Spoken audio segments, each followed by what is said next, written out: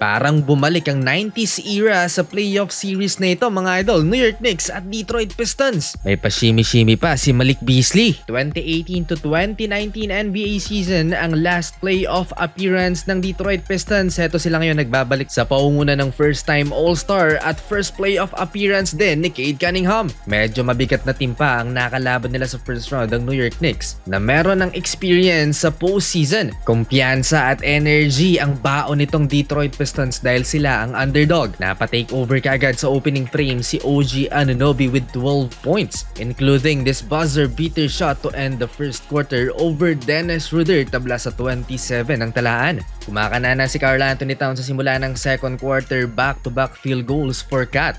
Di maganda ang simula ni Cade Cunningham mga idol, 2 points lang, 1 of 6 shooting sa field. Bumabawi ang former number 1 pick dito sa second frame at nakalamang na nga ang Detroit Pistons sa 3-pointer na to ni Malik Beasley. May pasayaw pa. 4 minutes ang natitira sa second frame, na hype mga idol ang superfan ng New York Knicks. Spike Lee sa ginawa ni Mitchell Robinson. Brunson gets inside, can't get him, but Robinson with the one hand. Balik ulit sa home team ang kalamangan 46-45. One of the NBA twins na si Ausar Thompson, kapatid ni Amen Thompson na isang lockdown defender. Pinahirapan naman si Jalen Brunson. Pakatindi din dumepensa ng batang to mga idol, si Ausar. Na-frustrate si JB dahil sa kanyang 2 out of 11 start. Matatandaan nyo mga idol, si Amen Thompson yung kapatid niya, yung nag-lockdown naman kay Stephen Curry. Balik tayo sa laban last 3 minutes, eto na ang agawan sa bola. Parehong ayaw bumitaw andyan sa Isaiah Stewart, magkakagulo pa yata. Dikit pa rin ang laban, 11 lead changes at 7 beses nang tumabla dito sa first half. Nakahinga naman na si Jalen Brunson nang hindi na si Ausar Thompson ang kanyang bantay. Crazy way to end the first half. OG Anunoby 3-pointer and Tobias Harris to end the first half, 3-point basket. Sumugod pa itong si JB Bickerstaff, ang coach ng Detroit, sa official. 57-55 in favor of New York.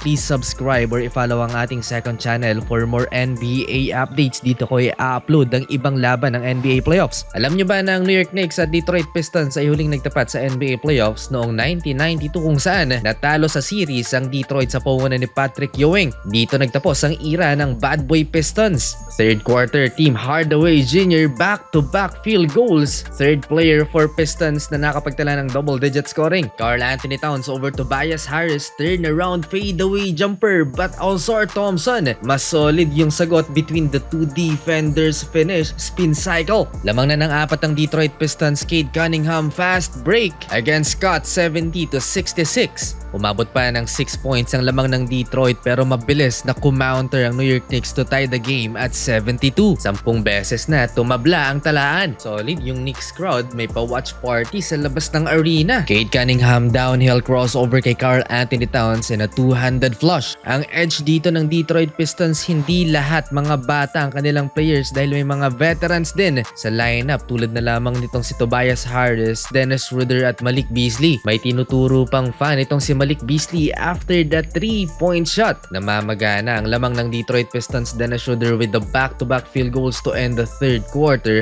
91-83. Fourth and final quarter, Karl Anthony Towns 5 quick points to cut the lead into 3, 91-88. Highlight na naman for Ausar Thompson and 1 alley-oop one-handed dunk. Pero anyari sa sumunod na dunk attempt ni Thompson, hindi na ipasok. Agad na nakabawi si Ausar, up fake, point blank layup, 96-88. Muling nag-run ang New York Knicks at muli na namang naitabla sa 98 ang talaan. Nag-shift ang momentum mga idol, lumamang ng 5 ang New York Knicks, 103-98. X-factor si Cameron Payne. Na-choke ang Detroit Pistons mga idol sa fourth quarter, 21-0 run by the New York Knicks. Natuldukan lang ang run na yan sa 3-point basket na Malik Beasley. Na-stress na ang kaninang pa-shimmy-shimmy lang. Inulan ng turnovers ang Detroit Pistons. Natambakan sila dito sa final stretch ng fourth quarter. Knicks win 1-0.